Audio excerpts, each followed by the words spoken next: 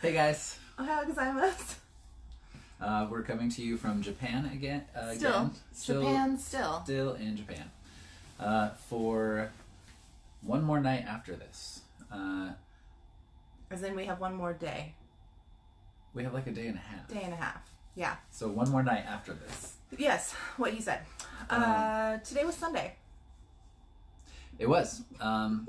All right, highlights, because we do highlights first, so you can just watch the quick version of our day, and then we'll go, once we finish those, we'll go back and go into painstaking detail about our day. So really exciting day. You can follow to your heart's content.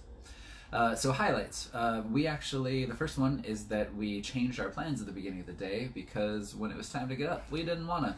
You might remember that we filmed yesterday's video at 4 o'clock in the morning.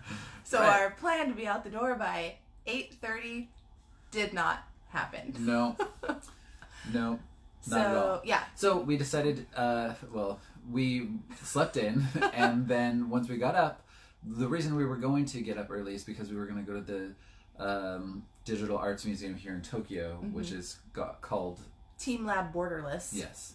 We were going to go first thing in the morning to try and beat crowds because we read that it could be really busy and a lot of lines form because there's some exhibits that have individual queues, and so we were going to try and like beat all the lines by being there before it opened, but that did not work out. It didn't, because we slept in. So we decided that instead, Katrina read that the crowds die down by like about 4 p.m. So we would hit it near closing instead of hitting it at opening. So we flip-flopped our day. Which means the first thing we did was to head to Harajuku. You might have heard of it. Sure, and you might not have. I certainly hadn't before this trip. Let us know in the comments. So we hit a number of stores there. Yeah, we had a to-do list. But the call out there is that it was crazy sauce. Like, there were so many people in a very small street. Like, you might remember when we were in Kyoto, we talked about how busy it got during the day. Like, it started out, like, really calm, and then later the streets were full of people. No, those streets were not full of people. These streets were full. It made me miss the empty streets of Kyoto. This was wall to wall, so packed. Body to body people. That at times, we weren't even moving. Yeah. Like, you were just stand there and, like, don't move because you can't move. Yeah. There will be like an occasional person like shoving their way through the crowd. And it's not an exaggeration. Like, there were people up on stairs because everything is multi-story. So like people were up on stairs taking pictures of the crowd because we weren't not moving. Yeah. That was crazy. So that was the highlight of that highlight. Yeah, we were able to hit most of the things that we wanted to do. We needed to do the big things we wanted, but then there were some smaller things that we just couldn't do because they all had lines, and like there were places through the street that we just couldn't even get to them. Yeah. So we'll see. We might try to hit it again. We'll see. Yeah. I don't know. Clock's ticking. Yep. We got one more day. Yeah. So the museum. Yeah. We did make it there later in the day, as the new plan was, and it was awesome. It was really, really awesome. Yeah, you'll have to keep watching if you want to hear all the details of why it was so awesome. Yeah. But I think the quick highlight version is lots of cool projection, interactive stuff. Lights and mirrors. Yeah. Lots of mirrors. No, like, set path. Like, you just kind of wander around in the dark until you, like, stumble on these individual exhibits. Yeah. So it's a very wandery, get lost kind of experience. And going a couple hours before closing ended up being a great plan. Like, there were people, but it wasn't like crazy packed, and we barely had to wait in line for the things that we knew had lines. Yeah, they had like what do you call those things? Stanchions. Like they had spaces for queues set up. Yeah. And we like basically walked almost right into everything. Yeah. So that was a great plan. So yes, keep watching if you want to hear like more about the different exhibits. Yep, it worked out really well. And then we got to do something that we've been trying to do since we got to Japan. We got to see some cherry blossoms. Yay, cherry blossoms! We actually we did see cherry blossoms twice today. Once in the day and once at night after the museum. Check. Yep. So that was fun to finally catch them. They've been a little reticent to be seen during our trip. It's been funny because everyone at home is posting a ton of cherry blossom pictures, and we're like here in Japan, and supposedly they're happening all around us, and we like hadn't seen them yet. Yeah. So we went to a park during the day, and then went to, I don't know, like an avenue lined with cherry trees at night that were lit up. So that was awesome. They were very pretty, and it was we had thought about looking at night yesterday, but it was raining yesterday. So today was lovely and not raining. So it was a great night for cherry blossom viewing. Yeah, it was beautiful. Yeah. Are those the highlights? Those are the highlights. All right. That concludes our highlights. If you're here for the highlights, you can sign off, and we'll see you for one more daily recap tomorrow. Otherwise, here are all of our day. Put on your seatbelt, folks. We lost our connection for a second. But I think we're back. Then we're going to go start at the beginning and go through our day. Like we said, we got up late, and then let's see, we did have like a breakfast situation, like some leftover convenience store snacks from last night. Convenience stores coming through. Every day. They're really amazing. So a slight breakfast situation, and then we got out the door and headed to Harajuku. Top of the list was a store called Alice on Wednesday. When we started planning for Japan, it was like the first thing I wrote down on the list was a store that I had seen on Instagram called Alice on Wednesday. If you do not know, I'm a big Alice fan. Love me some Alice. And this was just like an Alice themed store, and super like cute. Has like a little mini door that you have to go through to get in the store. Like crouch through a door.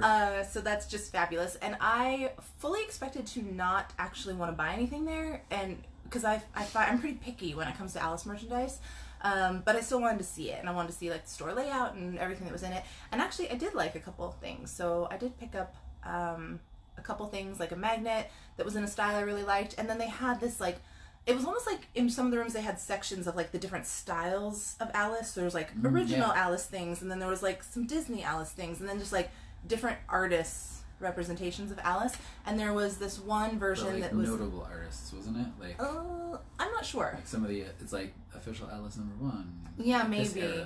Yeah, like they were all named. Like they had like cards and stuff like naming them. But the one that I really liked was like stained glass style. It was just really pretty. And they had like Hanko cases. So if you were watching when we were in Kyoto, I got a Hanko stamp, which is a like a name stamp, like a seal. That they use here in Japan, and so this is like a Alice themed case for my stamp, which is really exciting. So that was like my fun main purchase there. And when she brought it home and put her stamp in it, it fit. Yeah. So that was exciting. So then we had a couple of other stores to hit, like actually like in main Harajuku. We tried to get a crepe at a place that was recommended by one of our like YouTubers that we've been getting advice from, but unfortunately it closed in January, which it was like not hard to find, but just we had to fight our way through the streets to get there, and then it was like, oh, that's closed. Yeah. So that was a bummer. Like temporarily. Yeah, it was like the building's being remodeled or something. I don't know. It was in Japanese when we were using Google Translate, so it's a little unclear. Use that Google Translate app, everyone. It's the best.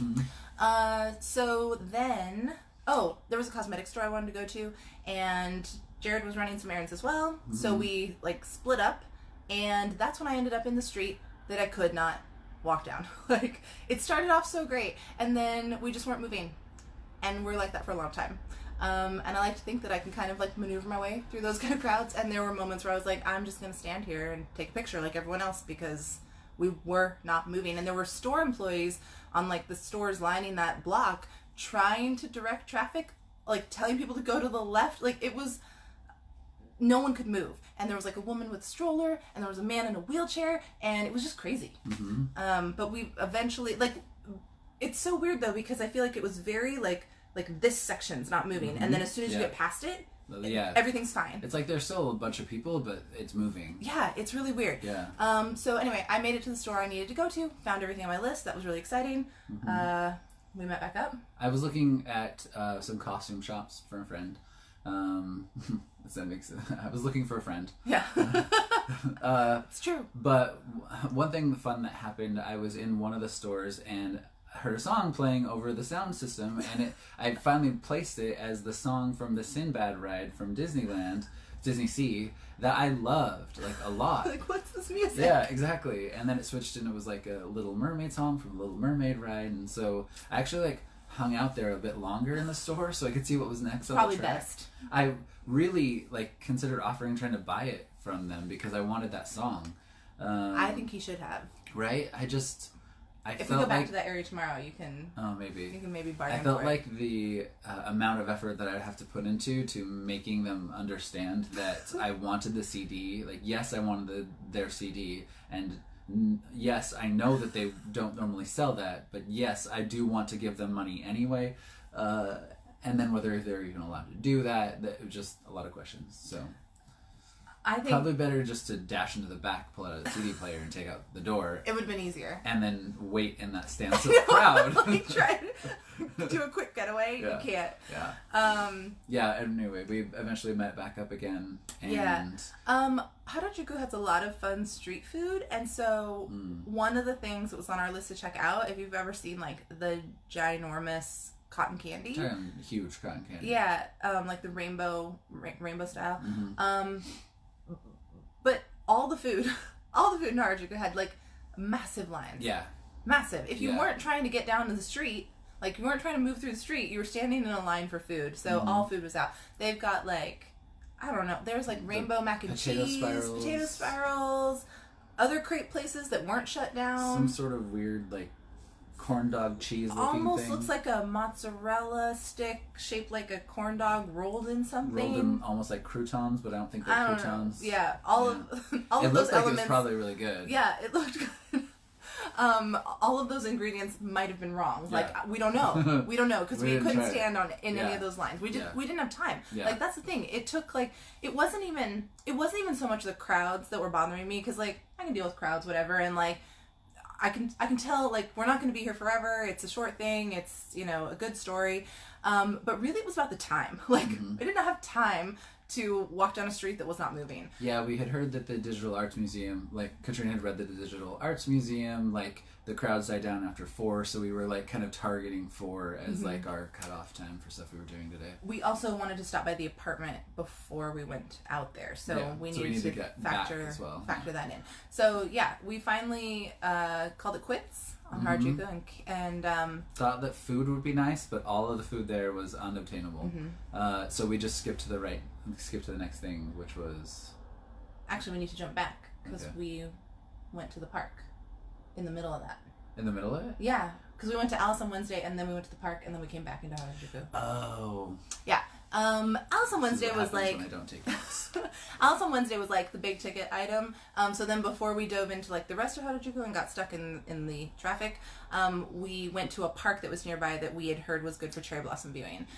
So we walked over there and walked into this huge park, and we're like, where are the cherry blossoms? Right? They're supposed to have, we looked at it, they're supposed to have 780 cherry blossom trees. Cherry trees.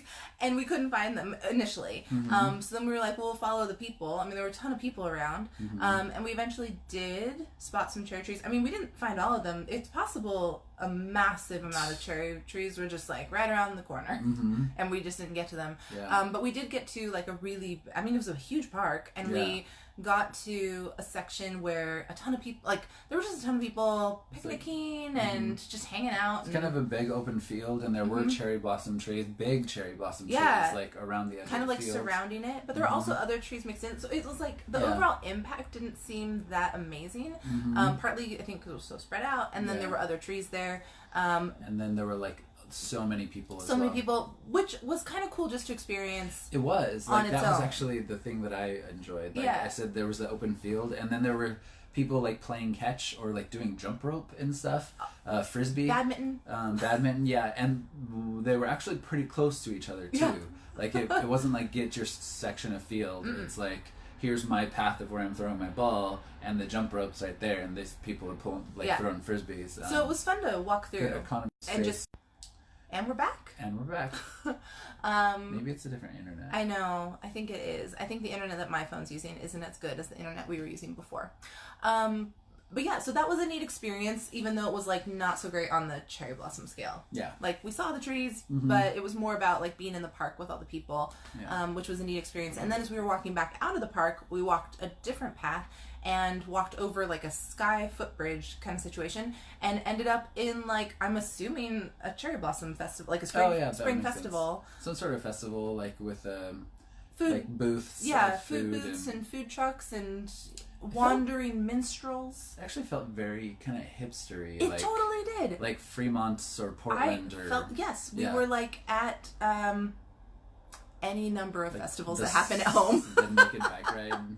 Sun Festival or something. Lots of, it was the summer solstice. Like the parade. booths that were there, like very I don't know, very hippie. Very earthy. Yes. Crystal booths and there was some like henna and tarot cards. Yeah. And these are actual things. Yeah.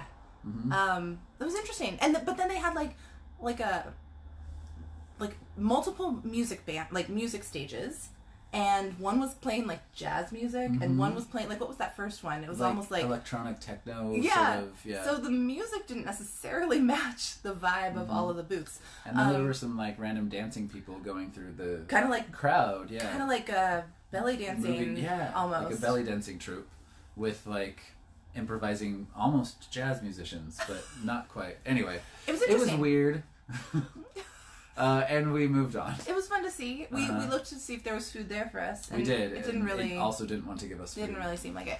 So then back to Harajuku. Then back to the apartment. We did not have time for for any kind of like restaurant food because we were trying to get to the museum. So 7-Eleven. Convenience stores to the rescue. Thanks 7-Eleven. And we actually I guess to add to the list of slightly different dining experiences, they here, like you can choose, they have a bunch of chilled meals like pasta or variety, curries, all sorts of stir fries, exactly, like all kinds of stuff. And you can, when you buy it, they'll ask you if you want them to heat it up for you. And so we hadn't done that so far. So we did, and it took like a minute. Yeah. And we both walked out of there, and it's like, can our food really be hot? It can't be, right? It's not possible. It was. Yeah. It was hot and ready to eat when we got back to the apartment. Tasted delicious. We took advantage of our short table that you're actually sitting on. Yeah. Welcome to our table. Yes. Yeah, and I honestly didn't even look at how much lunch was, but I'm going to guess it was under $5. I didn't look either, and I would second that. Yeah. So yeah, that was delicious. Yeah, it was great. And then we headed out to the museum. Yeah. Which, this museum, I don't want to be like, it better be good, but it was far. Like, it's far away. It was inconvenient to get to. Were the tickets expensive? I don't remember. They're at least hard to get. I want to say they were like $35. Yeah, you have to get them ahead of time. Yeah, you do have to reserve them ahead of time. It's not timed entry, but it's a specific day. And but we highly, highly recommend it. So if you are going to be in the area and it is still here, get it. But yeah, it's kind of in an inconvenient location. It's almost back out by where Disneyland is, but just enough off of the main line that it takes like an hour to get there. And it feels like it shouldn't. Like, the mileage is not that far. Well, yeah, it feels like that's a lot here anyway. That's true. It's like it's only like a mile away, but it takes you half an hour to get there. Yeah. So it took us a little over an hour, I think. Ish. I have no idea. I was busy. Okay, so it took us about an hour to get there. I think I dozed on that. Oh, I think you did. Yeah. So we got there right around 7 o'clock, and it closed at 9. So we were like, oh, we hope we gave ourselves enough. That's us aiming for 4. Yeah, exactly. So we roll in at about 7 for this museum, which is way more respect than we gave the Louvre. Yeah. When we rolled in at like 45 minutes. I mean, I think was it like 15 minutes? I don't know. I think the first time it was like 20 minutes before closing, but exactly. It feels like so much sooner because they start like herding you out. Yeah. Yeah. But we were like, that's fine. We can be efficient. It's a little harder when there's like no map and you don't know where you're going. Mm-hmm. But and you're actually you're in the dark or like in these projection colors situations on you. Oh my gosh. Okay, so now we get to talk about the museum. So the museum, it was amazing. It really, like, there were pieces of it that were just I don't even know. Never experienced anything like that, and just really never will again. I don't even know the best way to describe. It's like, so we said there's like no like clear path, and they break it out into different worlds. But I would say like the worlds aren't necessarily like super clear once you're in there. So you kind of like you are first released. Do you think all entry paths lead to that flower room? I don't know. I do think so, yes. Okay. And then my theory is that both of those outside ones, if you like step around, lead to stairs that take you up to the other ones. But it really is just a theory because Jared was like trying to like create a map while we were there, and I didn't even try. Couldn't get back to the opening we entered the place. I was there was one time actually when I'm like, all right, it's right around here and we're good, and I walk toward it. I'm like, a lot of the doors are covered by curtains, so that you can't necessarily tell that there's a curtain there. And I like put my hand out and was like, that is a wall. And I have no idea where we are. And he's like, I'm done. Yep. I don't even know. So you walk into this room and there's like, I mean, just think of like a big, oddly shaped room, like still like flat Square, walls. yeah. Like, but then you've got like large pillars that aren't like necessarily square of various shape, but still like right angles, and like some of those are mirrored. Yeah, some of them are mirrored and some of them aren't. And then there's just so like the whole like depth of the room in any direction is uncertain. Yeah. And then there's like projections. In this particular room, it was like floral, but it's and like butterflies, like but moving. Yeah. So like everything, the room is just like moving. And imagine this, but but lights, lights and butterflies. This is going so well. We had read online that it's really hard. Like they were like basically like go with a small group because you will lose each other, and like we like walked in. I like looked one direction and turned back, and Katrina was gone. Like. She was gone. Like, no wonder people can't keep track of each other. And the website was like, choose a meeting place. And they, like, gave a suggestion for this one room that's kind of, I think it's, like, central. I really don't even know. I thought, shoot, like, I would never be able to find my way back to that room. I don't know how it could be a meeting point. Like, yeah. I don't even know. So that's kind of like your main room. And then off of it, there are hallways or other rooms that have other displays, and I think there's around like 40-ish displays total. Don't quote me on that, but there's a lot, and some of them we mentioned like have queues, like they're like in rooms and like you have to wait because they only let a certain number of people in, but like only for a certain amount of time. Yeah, and some of them are really simple, like you walk into a room and maybe there's like, I don't know, like art, like a framed piece of art on the wall that's like moving and like digital, but other ones are more immersive, and oh my gosh, like other ones are just mind-blowing. Should we just like jump to like the best one? Yes, the crystal room. The crystal room. It's like defies description, but imagine a big room that's mirrored. Yeah, mirrored all the way around the edges, but then there are also like a few columns that are mirrored, and the floor is mirrored. And the floor is mirrored. The ceiling wasn't, right? I don't remember. I don't think so. At least in that one big triangular section. Oh yeah, that definitely wasn't. Yeah. And then imagine a countless number of lights. Strips of LED lights. Yeah, strips of LEDs that are all programmable, like lots of tiny lights that can be programmed to flash on and off, but in like waves and sparkles. Yes. And like we were in there for a long time. A long time. And I could have stayed there for hours. Yeah. Like, and there's also like a ton of sound. So there's sound that goes, either there's like instrumental stuff going with the movement of the lights, or in like there were several thunder scenes crashes where it was raining, and so there were like rain sounds, and then like the lights. Yeah, the lights are like chasing down all. And I mean, okay, wait. Like we stocked like the LED strips. They're probably like a few. Like there's a strip. They're like a few inches from each other this way.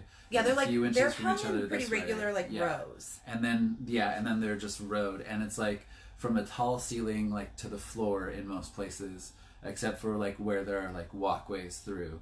And then they come down like part way. Like it took several feet before I could even tell where the path was in that room. Like it was really disorienting. Like by the time we got to the end and we were walking through there, then again, I totally could. Like, I knew how to walk in the room. But when you walk in, there's an employee at the door telling you like don't touch the lights, and I was terrified because I couldn't tell where they were. Again, I couldn't see the path. Again, yeah, they're like depths, and then some of them are mirrored, and you don't know exactly. Because we would like look through the rows to try to get a sense of like, well, where's the wall? Like, because it's all mirrored, so it's like, is my reflection close or is it far away? And literally, like here, you would look really close, and then you take one step, and you would look like really far away. Yeah. So we had no idea, no idea. And the effect was amazing. So these lights, they're just basically curtains of lights all throughout the room, and they are like animated to do things like sometimes all the lights would like chase like towards you, like Star Wars light speed sort of lights, just flying past you, and then you almost have the sensation that you're moving. And a couple like some of those effects, like they chase like around. And it was kind of like you're in the middle of like a tornado situation, and then there was the light coming down like it was rain, and sometimes it would like change. For in the one middle. scene, there was like rain and there was a rainbow. Yeah, it was so cool. And then it opened up. There was a corner of the room that didn't have any strips hanging. Like it was kind of like a clearing. Yeah. And then like it was right in the corner of a room, so you had like clear shots of the mirrors, and it was a space where you like. You weren't closed in by the strips, but you could watch the projection in the mirrors, and then also like behind you, and so it kind of gave you. We stood there for a long time. Yeah. It was in that room that we were kind of like, I guess we should keep going, because that was. Katrina was like, we should probably keep going. I'm like, we've probably seen it all. And that was like one of the first things we stumbled on. It was, and it was the best. But it did turn out that there was a lot of museums still left. Yeah. Surprisingly so, and it was so from that point it was a matter of. Just like chasing, like going down these dark hallways and being like, here's a staircase, like let's go up that. Oh, it's a thing. Yeah. And like do that and come back down. And here's a like curtain. What's through the curtain? Like, oh, it's a rest area where like with benches and a restroom and stuff and vending machines.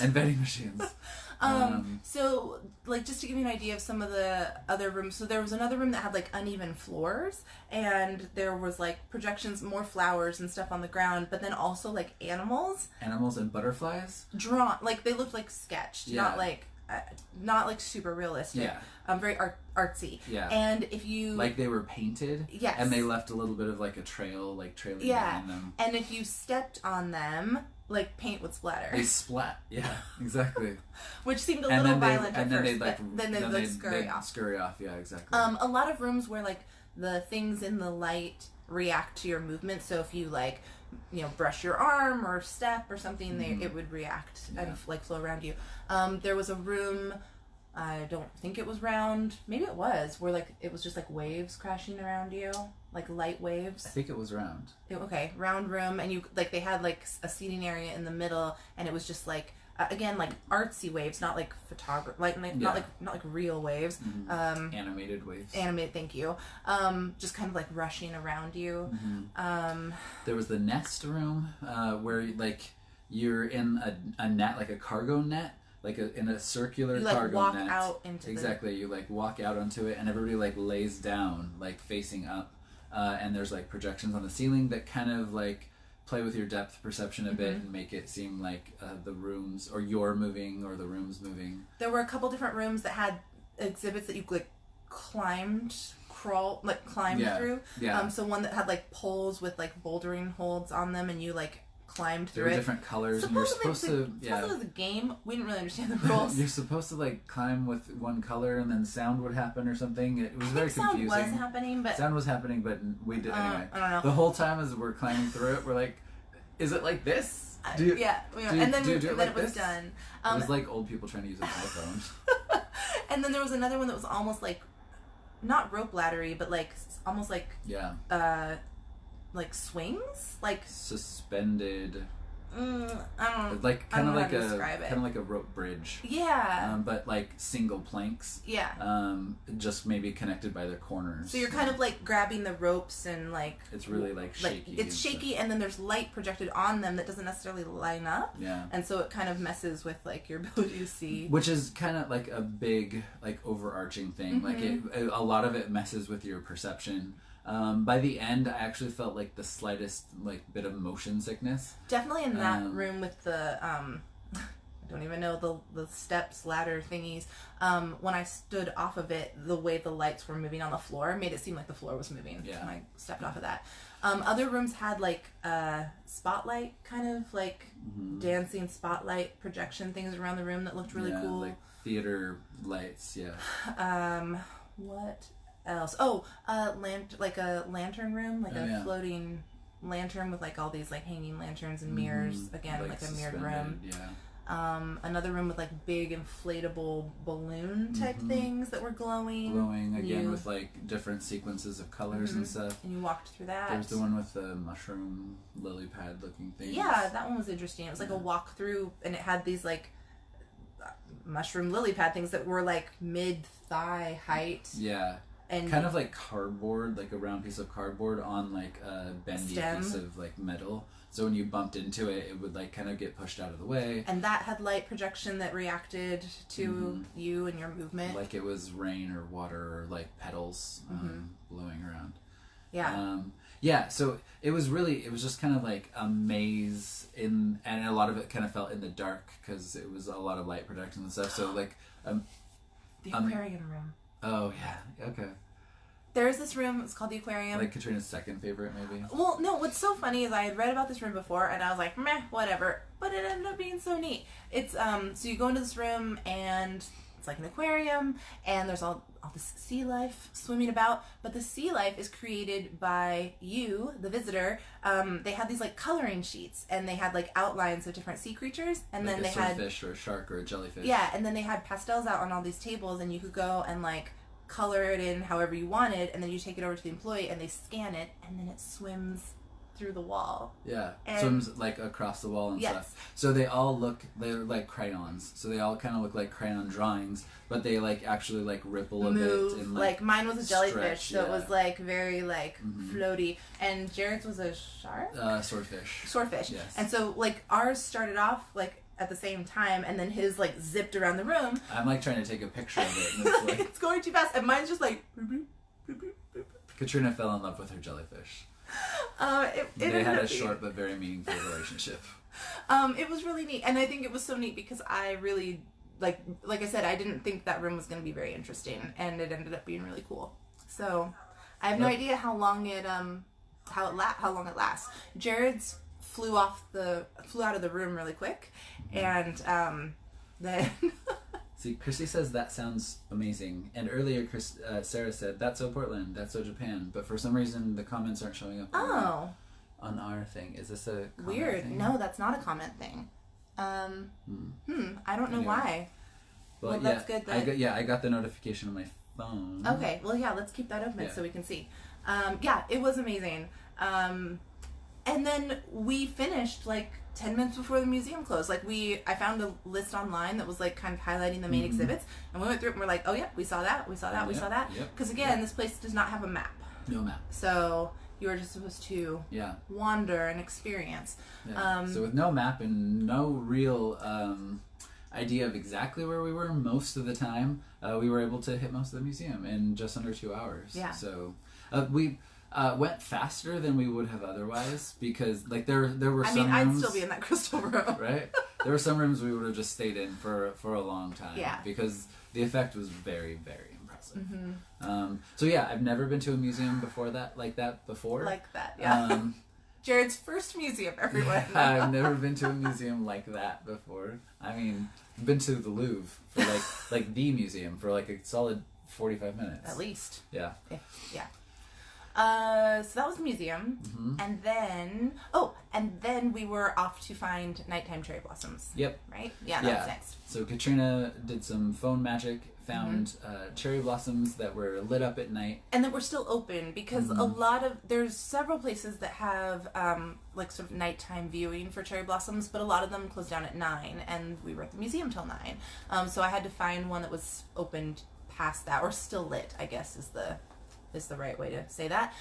So we found one and hopped on some subways to get there, and kind of couldn't find them at first. We kind of went like a roundabout way. We've been having some issues with Google Maps, and some issues.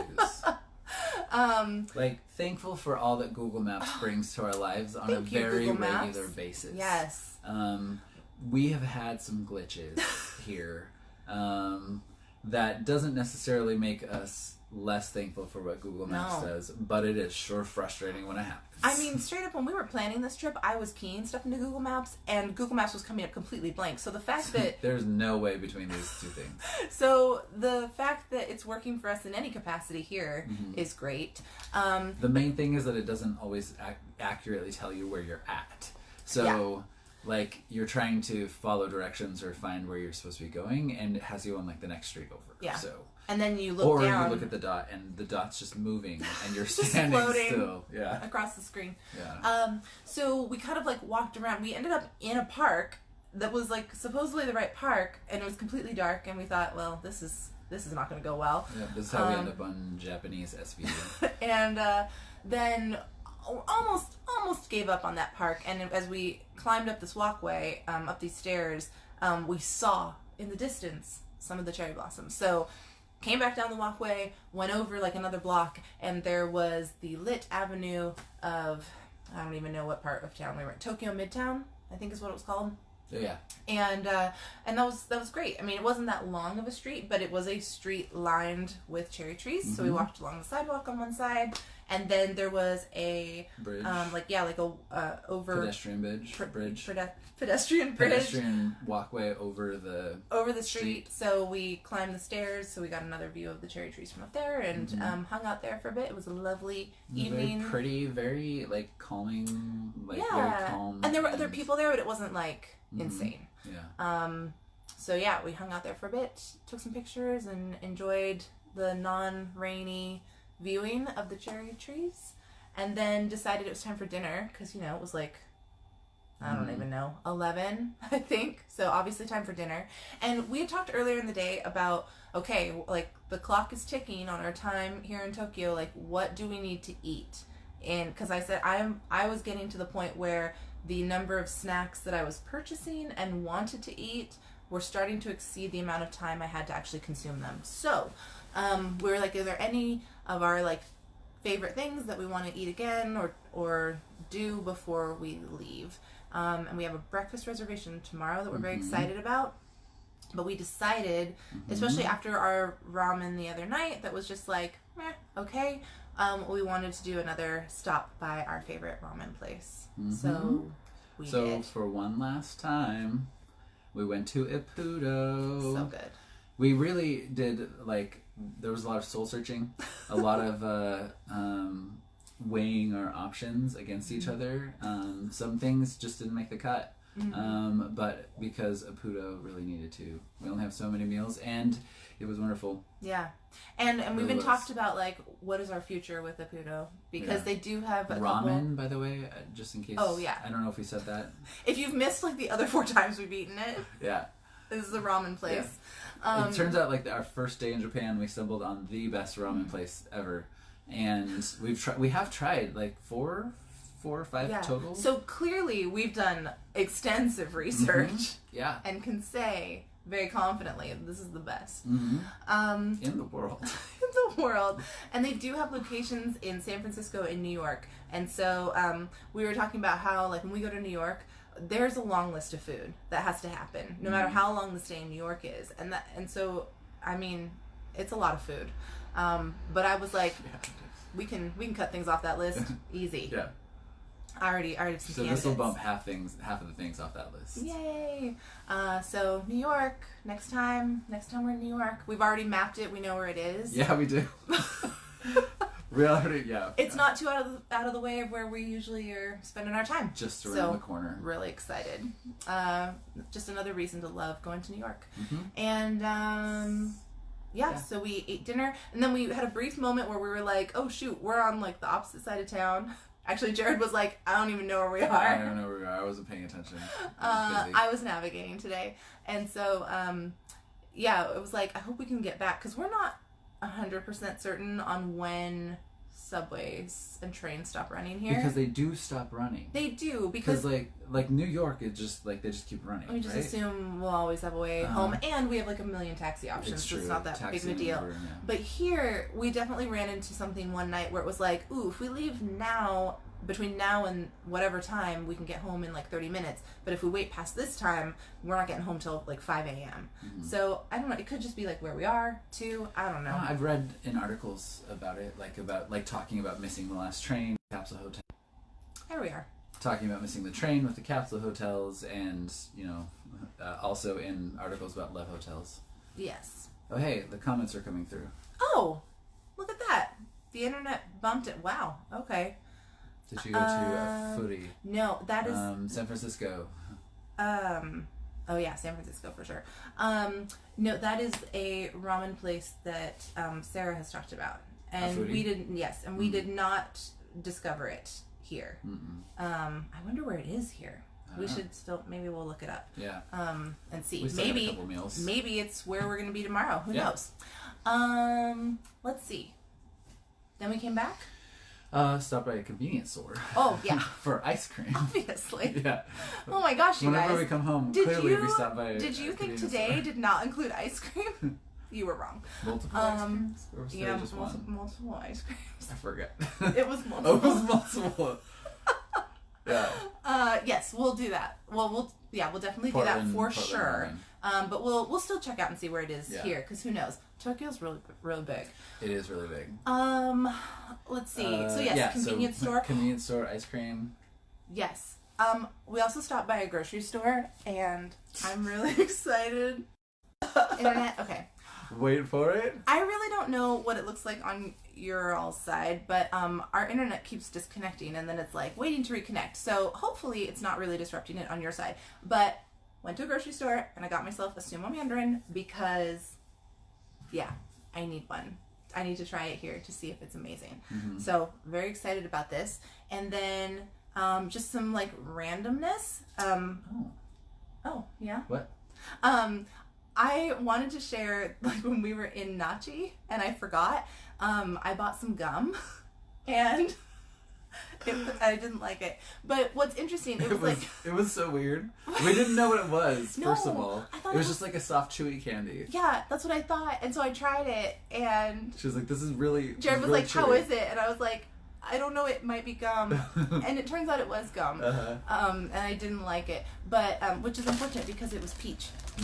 But what's interesting is that because the gum was not individually wrapped, it came with this little pad of like sticky notes, essentially like little mini Post-its.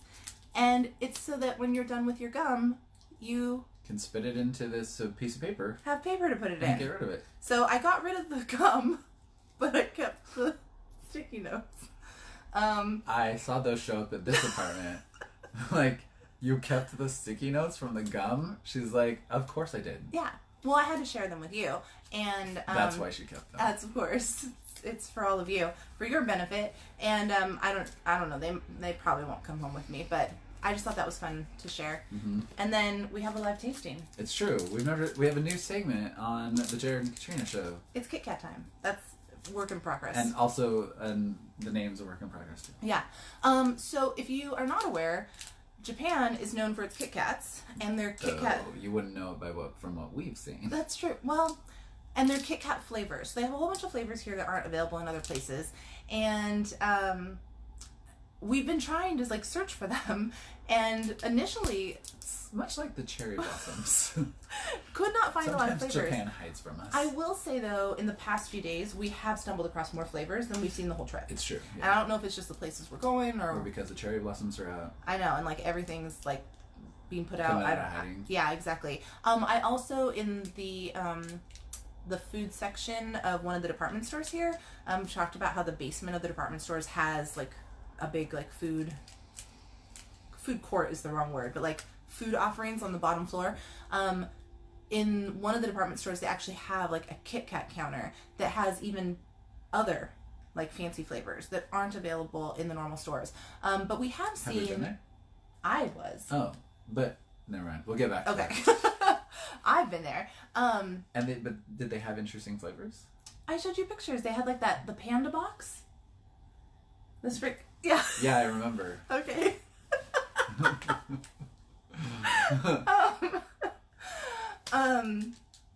Let's see, what flavors have we seen? We've seen like strawberry cheesecake. Like we have seen green tea, right? Green tea, which is available at home, but it's like $8 a bag, and here it's a lot cheaper. We still haven't found like the rock bottom prices. Other tea.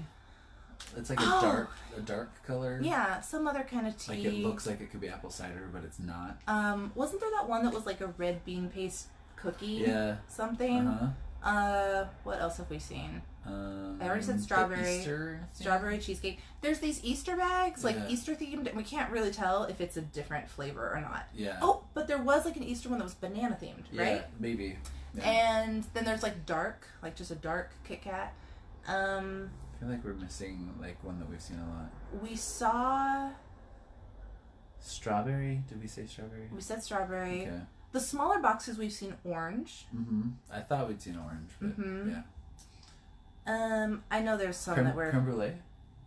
I don't know. Basically, we walk up to the thing of Kit Kats and go gross, gross, gross.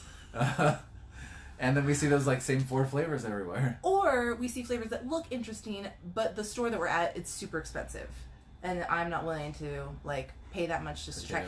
But today, when I was not moving down the streets of Harajuku, there was a store that had the cheapest price that I've seen, which was under 200 yen.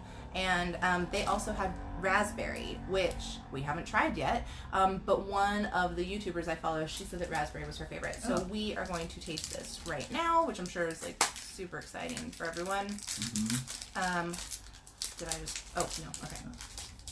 So, it is pink, as one might suspect. The unboxing of the Kit Kat. You see that it's a slight pinkish color, but not on the inside. See, this is broken here. There appears Traditional to be... Kit Kat inside. Exactly. The inside, all Kit Kats are the same inside. Slightly speckled. Yeah. There's some speckling. You'll see there that it says Kit Kat. In what I would assume is English. But yes. I does want appear. to assume. No, it doesn't appear to be English. Shall we? Okay, fine. I suppose.